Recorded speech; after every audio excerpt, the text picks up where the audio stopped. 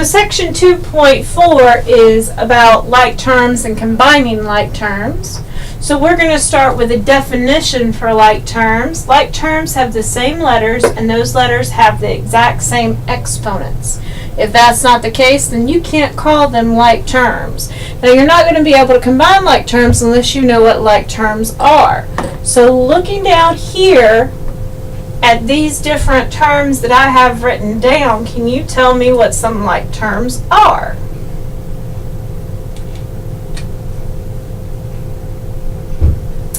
It's true that 2x is a like term with 7x because they both have an x and nothing else, and the exponent on the x is a 1.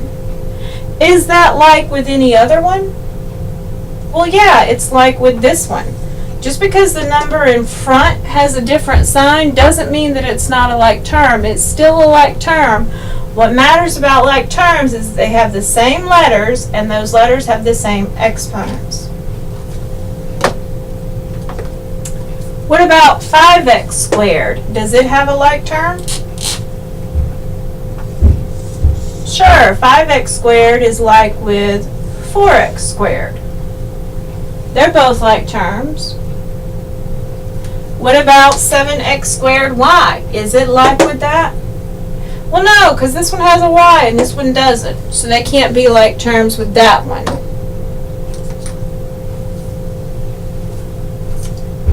What about these two? Are they like terms? Well, obviously, this one right here is a like term with this one right here. But what about that one? Is it a like term? Yes, it is. We just got done talking about how AB can be equal to BA because of the commutative property. So here XY is just like YX. Doesn't matter what order they're in. What matters is that they have the same letters, and those letters have the same exponents. So all three of those are like terms. What about 3? Is 3 a like term with -3? I mean, they have the same number. Isn't that good? No, because this one doesn't have an X. Remember, they have to have the same letters, and those letters have to have the same exponents. Well, what about this one? Is it a like term with this one?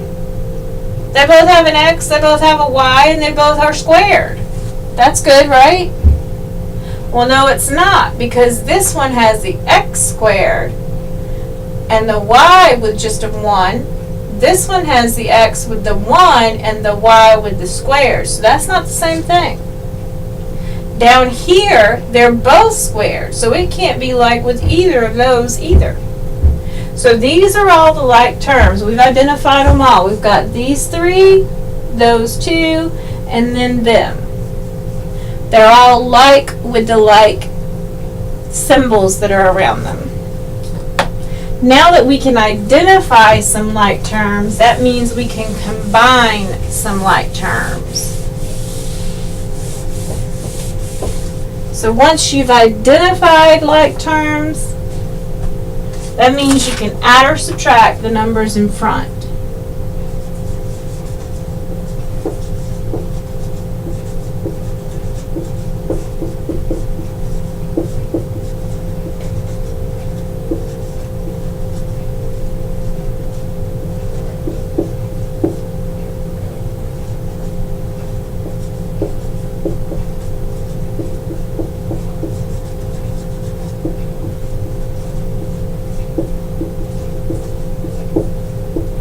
Means you can add or subtract their coefficients, or the numbers that are in front of the variables. So, for example,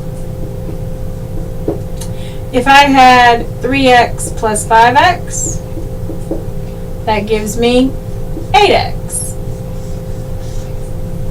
Just like if I had 3 apples and I add 5 apples, I end up with 8 apples. Same process. If I have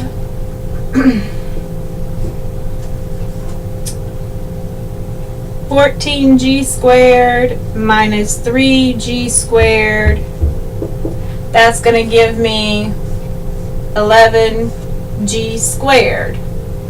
exponents stay the same.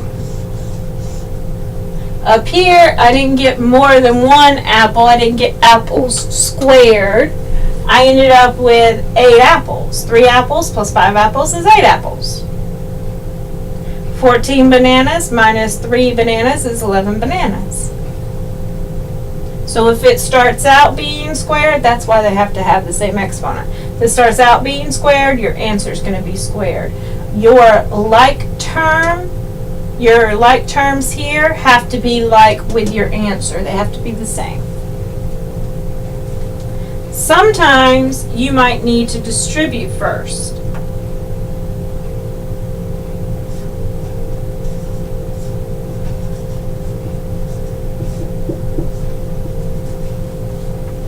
So before I can do my like terms, I need to get rid of my parentheses.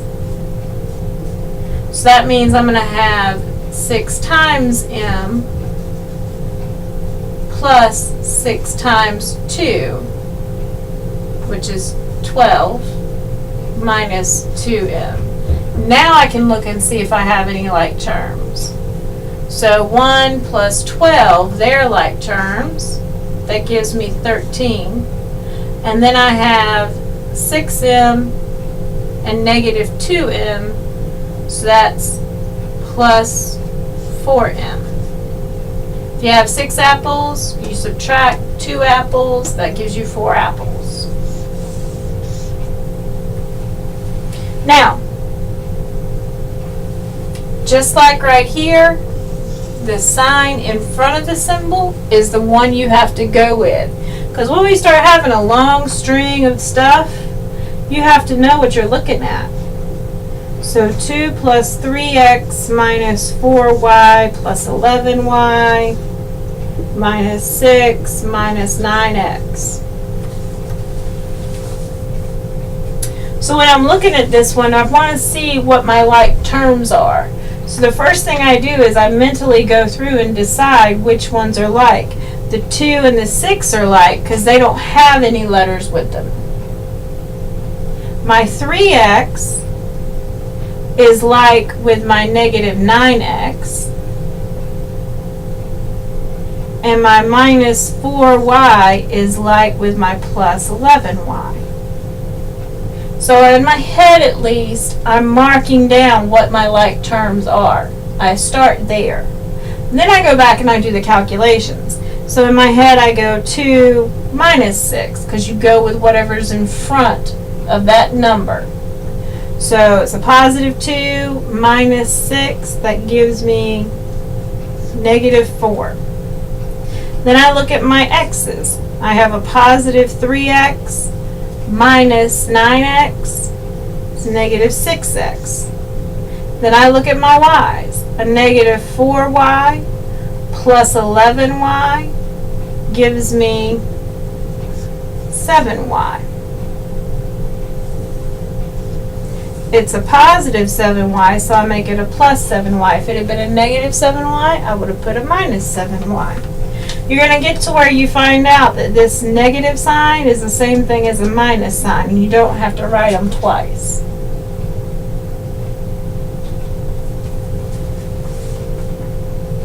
That's like the hardest part of algebra, is knowing whether it's positive or negative.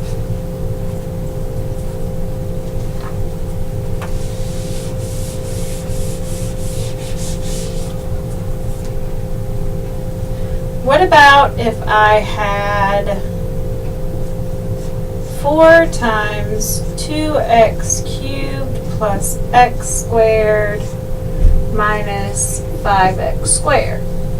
Well, you know the 4 gets distributed between these two, but it doesn't get distributed there because that's not in the parentheses. So when I distribute, I always show my little lines going over so that we know that it gets done. So 4 times 2 gives me 8x cubed. Remember, my exponent doesn't change. It has to be the same as up there. And then 4 times x squared gives me 4x squared. Then I have my minus 5x squared. Now I can look at it because I don't have any parentheses left. I can look at it and say, do we have any like terms? Well, yeah, I got this one right here with that one right there. But this one doesn't have a like term, so I just bring it down. Can't forget it. Just bring it down. So over here, when I have a positive 4x squared and a negative 5x squared, that leaves me with a negative 1x squared. And it's okay for you to write it without the 1. Either of these are fine. They're both correct.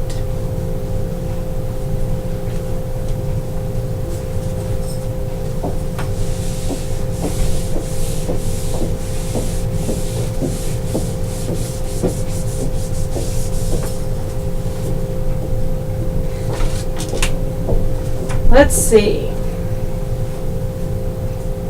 One more. Well, one more for me to say. We were talking about that over there. If I have 6 times x plus 4. Remember I told you you needed to do your little symbols so you know you don't forget anything when you distribute. 6 times x is the same thing as 6 times the 1x, which is what you would have written before, plus 6 times 4. 6 times 1x is 6x, plus 6 times 4 is 24. Well, if you'll notice, what I did over here is I did all of this step in my head.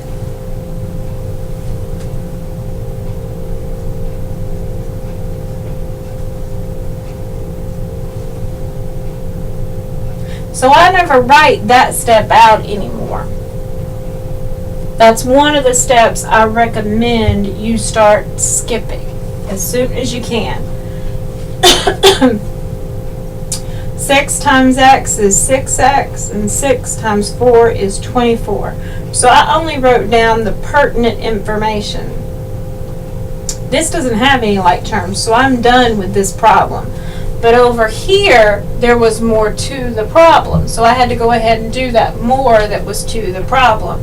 But I did it in my head. I said 4 times 2x cubed gives me 8x cubed, because you just multiply the numbers in front. And 4 times x squared gives me 4x squared. It just kept me from having to write out 4 times 2x cubed plus 4 times x squared. So I didn't have to take that extra step in writing. I could go ahead and write down the pertinent information and keep on going with my problem. The more you can shortcut some of your steps, the better off you're going to be. And you want to shortcut these steps. Deep down inside, you want to make it as short as humanly possible. But you can't start shortcutting them until you understand what that step does. So, now that we have finished that part, I can go ahead and tell you what the classwork is. And don't be upset at me if you get a lot of classwork in this section. It is one of the most important sections in the book.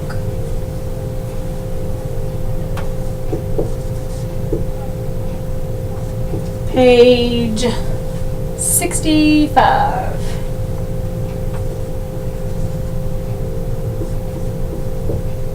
Numbers 5 through 12, all.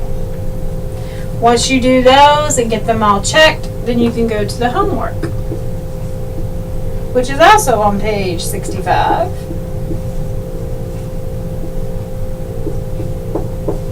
Numbers 1 through 11 odd, and 17, 23, 35, 39, 45, 49, and 57. Those problems were all picked out to be very important to make sure that you understood. So please make sure that you get those problems done. Make sure you check your answers. Make sure you're not taking shortcuts. Make sure you're only skipping things that are okay to skip. Don't try to do a lot in your head. Only do the distribution in your head. That'll help you out in the long run, I promise. And I will see you tomorrow.